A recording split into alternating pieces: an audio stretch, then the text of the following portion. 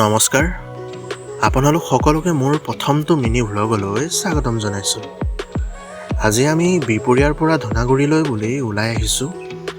ৰাস্তাৰ এই মুকলি বতাহজাক আৰু সেউজীয়া দৃশ্যবোৰৰ মাজেৰে গৈ থকাৰ অনুভৱটোৱেই একেবাৰে বেলেগ।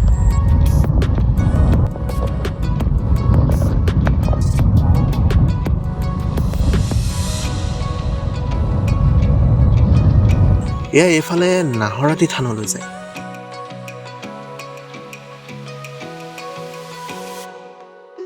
এনেকৈ আহি আমি দলপাৰা চাৰিআলি পালোহি আৰু ইয়াতে অলপ ৰৈ আমি অলপ কিবা কিবি খাই ল'লোঁ।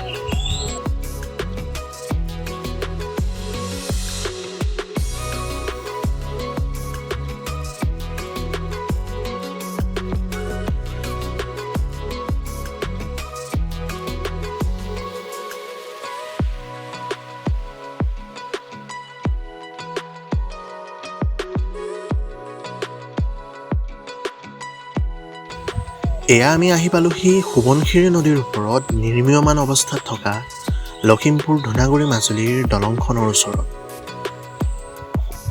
দলংখনৰ প্ৰায় আধাখিনি কাম হৈ গৈছে। যিদৰে পূৰ্ণগতিত দলংখনৰ কাম কাজ হৈ আছে, অতি সোনকালেই দলংখন সম্পূৰ্ণ হোৱাৰ দিশত। হয়তো 2027 চনৰ শেষৰ ভাগলৈ এই দলংখনৰ কাম কাজ সম্পূৰ্ণ হৈ উঠিব।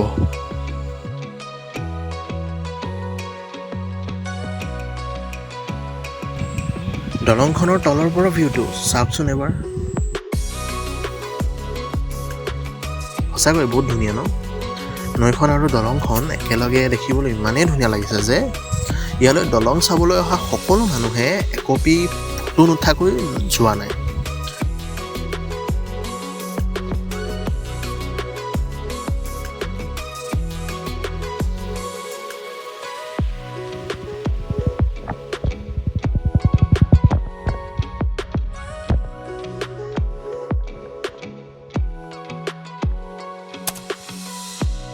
সেয়ে চাওক, ধুনাগুৰি ঘাটৰ পৰা মাজুলীলৈ ফেৰী চলি আছে।